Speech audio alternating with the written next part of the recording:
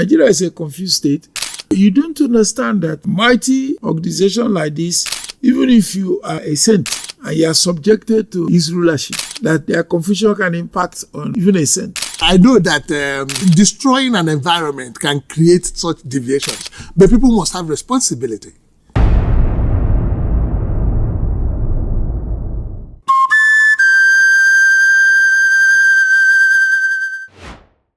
This is Igbo Viva, the digital heritage community for over 70 million Igbos all over the world. I am Nze Aka Chukwuemeka Oputa Ifadi, your host. Today, we continue our conversation with Prince Chukwuemeka Onyesoh, Oba Igboland. Please welcome and listen to him as he explains the fundamental principles of democracy, power, politics, and leadership, which the Igbo dynasty built into the foundation of Igbo society.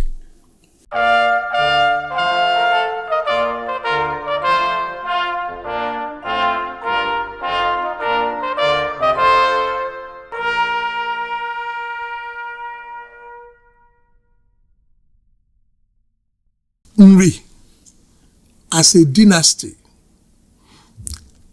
played fundamental roles in structuring the psyche of the Igbo people with regard to how our society is organized, how we play politics, and how we pursue power. Can you help us to understand what those fundamentals are? What we have now is not original to us. Okay. Because the process is bastardized. There's no democracy. What is voted for is not what people decided to do. It's what the people in power decide to do. That's what you get from the election. But I would say that this issue of claiming that we are Republicans, when we really mean to say we are a democratic people,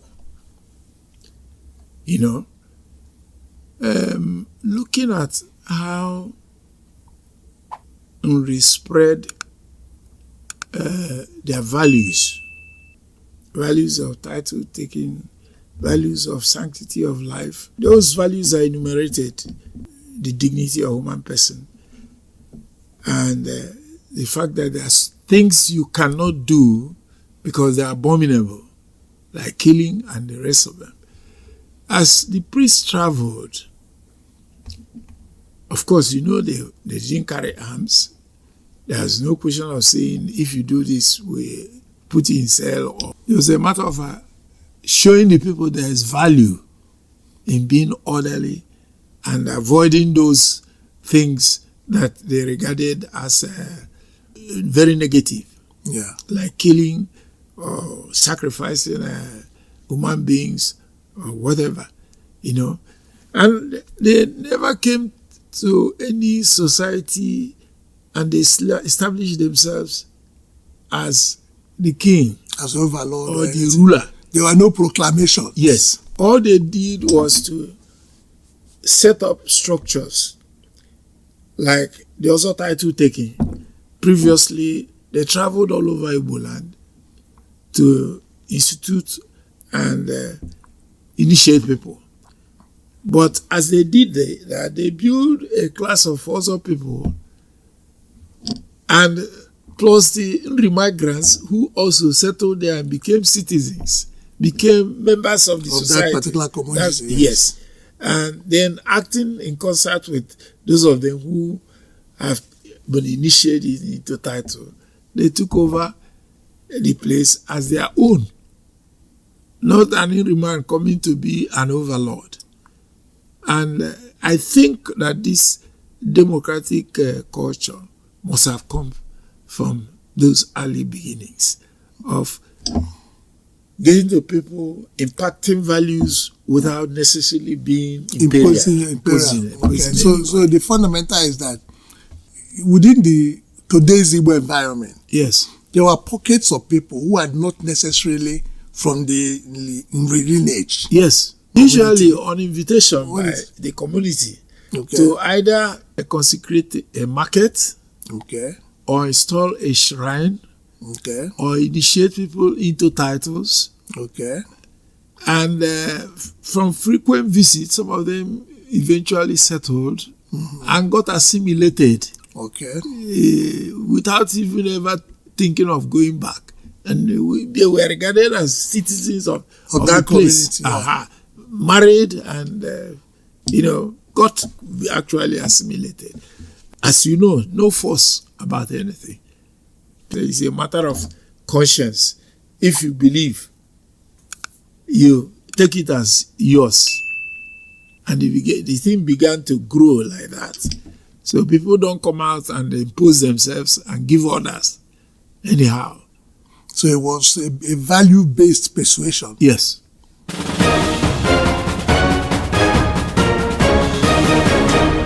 You've heard that we did not come to Igboland with soldiers, guns, or proclamations. Now sit back and listen to Prince Onyeso explain how Prince traveled across Igbo communities, initiated title holders, and quietly built politically well-organized and democratic Igbo society based on the welfare of the inhabitants of the community. I have one other issue. Yes. Along the line of this bringing sanity to the discussions around the traditional institutions of Igboland. Yeah, this very event is all over the internet about Eze Igbo Ghana. And I have here a letter. This letter was written on 21st of April 2010. Yeah. It was signed by Chief Nduka Eya and addressed to the Obi of Onitsha. And it has to do with a meeting. I remember that time I was in government. And this thing was an issue of concern. We were trying to manage this matter and to see that the dignity of the traditional institutions of Igboland Yes. are maintained. And you had this Indians Igbo, Nozoije. They had an association and they wanted to come and see the president. I have a letter here which was dated 12th June 2010. That letter was addressed to the president of Nigeria and routed through me. You know, they saw me as someone that was in the villa that could help them do that arrangement. I wasn't comfortable with it. Yeah.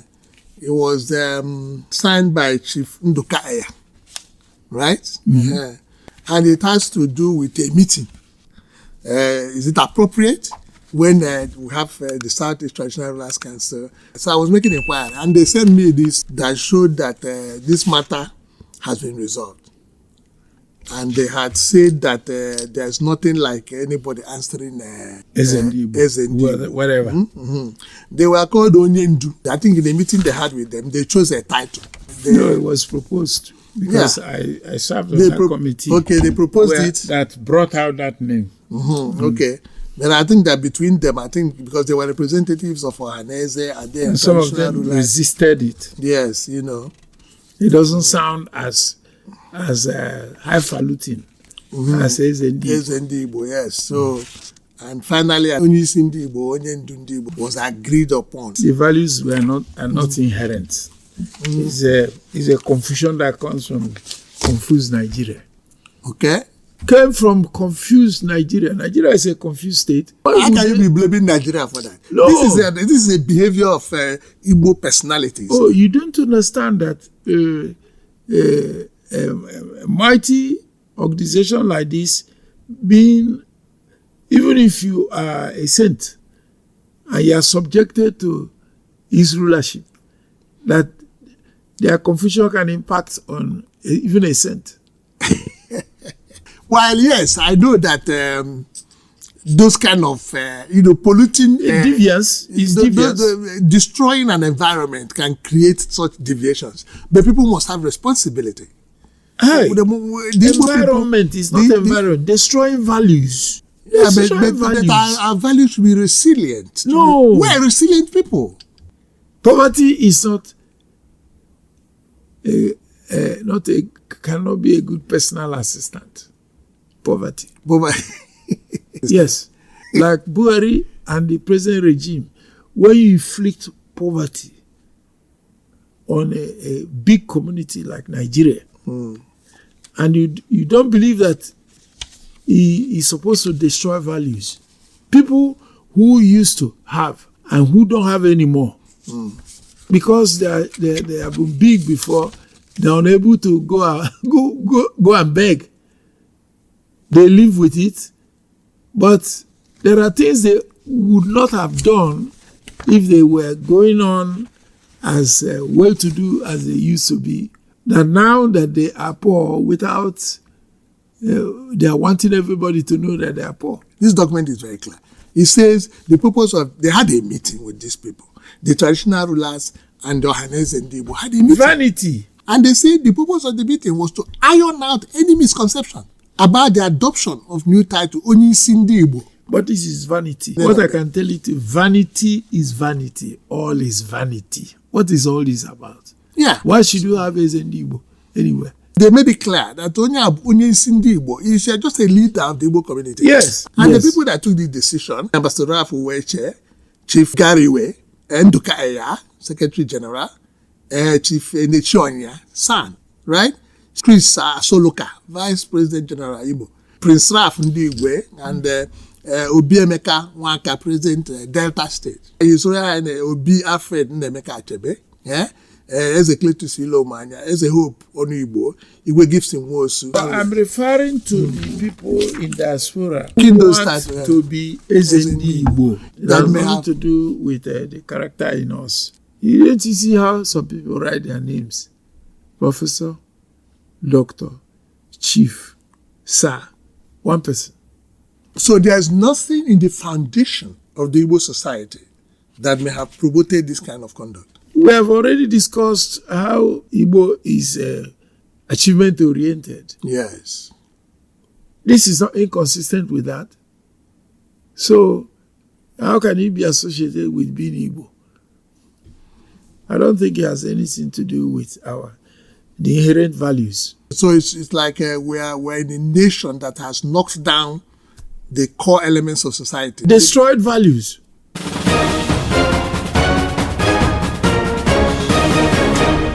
In the last session, you had how title taking in Igboland created a class of responsible leaders without any single man claiming to be an overlord. Stay with us, because what comes next exposes how Nigeria's corruption and engineered poverty destroyed political values and made power to no longer reflect the will nor protect the welfare of the Igbo people. If you don't know, why Nigeria is so ashamed to have their children know the history of Nigeria, exclude it from curriculum. There's something they're ashamed of being taught to those children. They committed genocide in a war. Starvation of non-combatants in any war is genocide. And Awolowo justified starvation of non-combatants.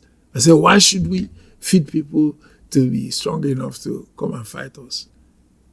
If he were alive today, we would have instigated a suit at the international level against him for that, committing that level of genocide.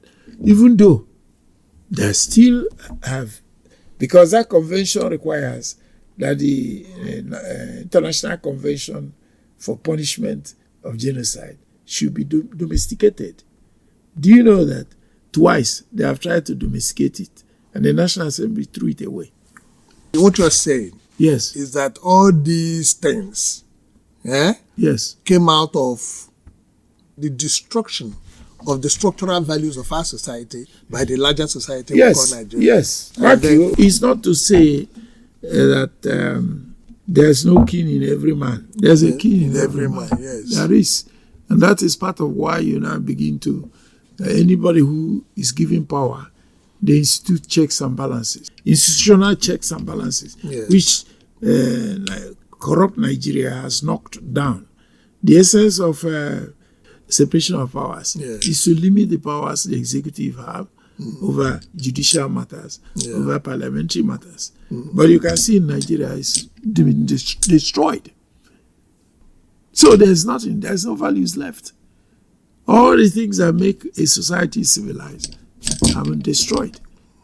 Clearly, there is nothing in our society, the fundamentals of the Igbo society, that justifies this Igbo and all that stuff. The culture of leadership in Igboland is clear.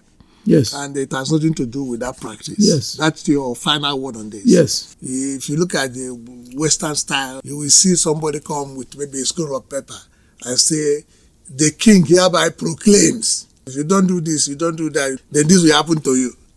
And there are enforcers with knife, dagger, and all kinds of things, and gun to come and impose it. The Igbo people, how did they manage to have very strict laws? This is what I think that led to the evolution of that kind of situation. First of all, the Ezenri, as you know him, you can never attribute any proclamation to him. To him, okay. He calls a meeting of his council, and his council is not appointed by him. He's the oldest, also titled member of his kindred. Automatically becomes a member of his council. Okay. There are 12 kindreds in Aguku. Yeah. So is not a command control thing, because all of them are qualified by their achievements. Also was a very rare thing. You remember in the 12 kindreds in Aguku, there are several of them which didn't have any other man. They will have to go and borrow a representative from another kindred. Yeah. Those days, in the 50s, I met that. You know. So that is one. Two, you come to a meeting, summoned in the palace. This council of, we call it in Zemabo. Okay. Ezeri lies down on his mud bed. The rest will be seated.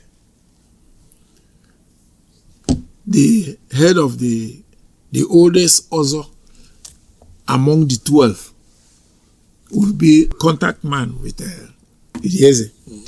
He introduces a topic, and there will be discussion, one after the other, until a member makes a point, more or less like summarizing a consensus, and the king will just knock his gong. Then the contact man will go to him. What is it? How is it? He will just say, the Isioku is in what that man said. And he will be asked to repeat it. Repeat his presentation. And after that, when he finishes, if he knocks his gong, that is it. The council will now adopt that thing. And nobody can ever say that the king said this. Because he never said anything. Key takeaways from the interview. 1. Igbo society was anchored on sacred moral laws and core values, which include sanctity of life, human dignity, and avoidance of abominations, taboos like murder and human sacrifice. These laws were enforced by persuasion and collective ownership, not by imprisonment and violent enforcement. 2. Nri did not conquer Igboland. They influenced it and spread values through initiation, title-taking, shrine and market consecration, delivered by a priest who visited independent communities that invited them frequently.